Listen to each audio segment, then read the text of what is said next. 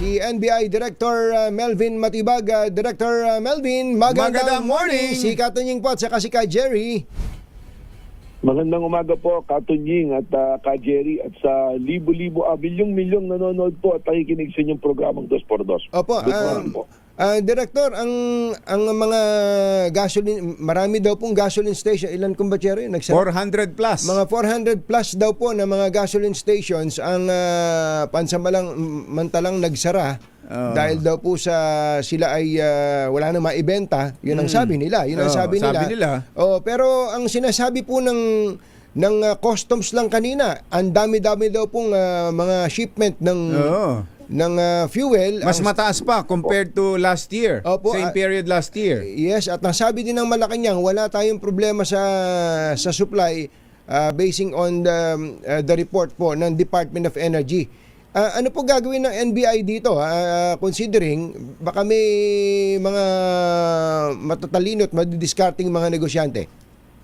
Well, maganda po na nakikinig ako sa inyong programa at nalaman ko na marami nagsara pero napakarami po masyado niyan at alam niyo po yung pangunahin talagang nagmo-monitor ng mga gasolinahan ang DOE in coordination with PNP and JLG pero sa mandato naman po ng NBI under Republic Act 10867 kasama po yung sa amin na mutuo proprio pwede po kaming mag-initiate ng investigation, case build-up at assistan yung mga agency po na nangangailangan. Kaya salamat po at nalaman namin yan. Ako po pagdating sa opisina mamaya ay magbubuo ng team para bisitahin po yung randomly yung mga gasolinahan para tanungin po at i-check po sila kung talaga namang wala talagang supply yung gasolinahan kaya po nagsara. Meron ang pinaka masagawa kasing mangyayari Director, yung bang yung scenario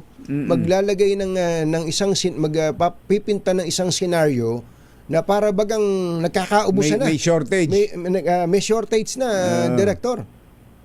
Well, tama po yan. Saka una-una po, at titingnan natin yan, yung Republic Act 7581, yung Price Act po, which is strictly prohibits hoarding and profiteering.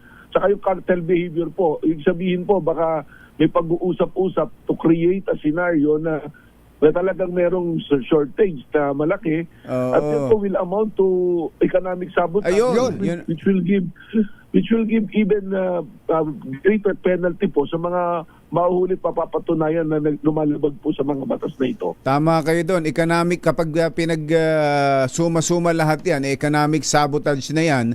Ano ho bang parusa sa ganun, Director?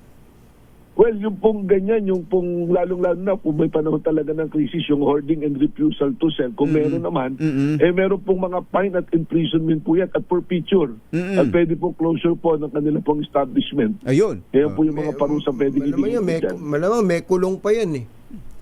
Opo, at saka pwede po natin kumpiskahin, forfeiture yung kanilang mga goods at the government will decide kung ano pong gagawin doon. Nakakapagtaka lang Director, ito mismong government agency rin na nagsabi, Bureau of Customs, mas mataas ang supply na dumating sa Pilipinas hanggang March 20, hanggang nung Biyernes lang. Hanggang nung Biyernes, yes. Compared to last year, mas mataas ng 18%, 300,000 plus ng bariles yun, bariles, barrels of oil na mas mataas. Opo. Tapos makakarinig tayo na nasa 400 plus gasoline stations na ang nagsara. Parang hindi ho hindi pala bariles, metric tons. Metric tons. 315 metric tons. 315,000 metric tons more than same period last year. And yun nga Director tapos meron ngayong 400 plus na gasolinahang magsasara dahil wala raw stock. Yeah. Yan na po yung lalong-lalo nating magiging basihan kung bakit tayo kailangan mutuo proprio mag-imbestiga dahil may pronouncement po yung isang ahensya na katulong natin sa pagpapatupad ng mga patakaran. May pronouncement na gano'n. Yan po yung susundan natin.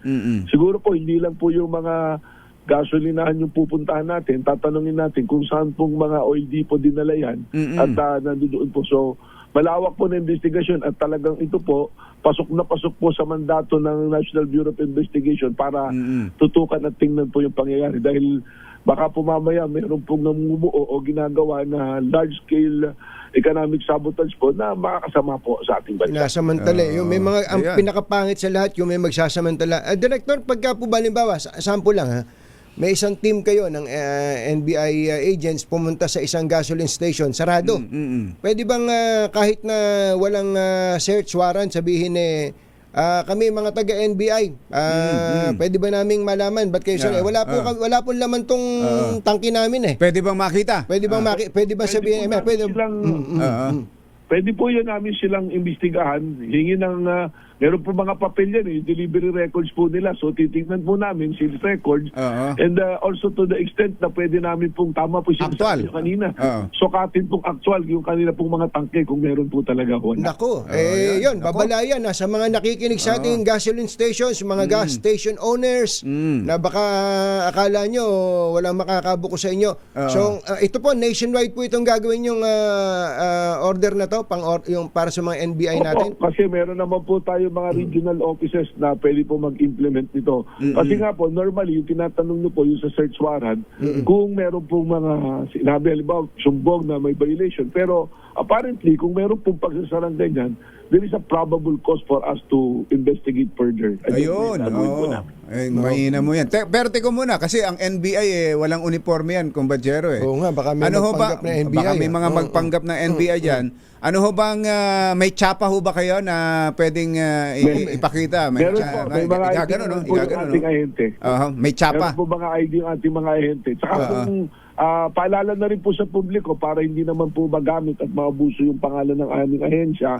Kung meron po ganun, makipag-coordinate po, pwede po naman tumawag sa amin. At yan po, kung meron po ganun, dadalhin po namin yung sa opisina na, official na opisina ng NBI, yung mga aabutan po na tao para hindi naman po inaresto, para po a continuous investigation po na ginagawa po saka kung may mga salbahe ba makarinig sa inyo, magpapagpanggap nga NBI, makutawan nga yung gasoline station may mga na yun. mangotong na ganyan. Hulihin din po namin yun, Captain ka, Jerry. At ikukulong po agad. Baka may mga tsapa pa kayo dyan na pwedeng magde-deputize para nagde-deputize pa ang NBI? Yun po pala, no?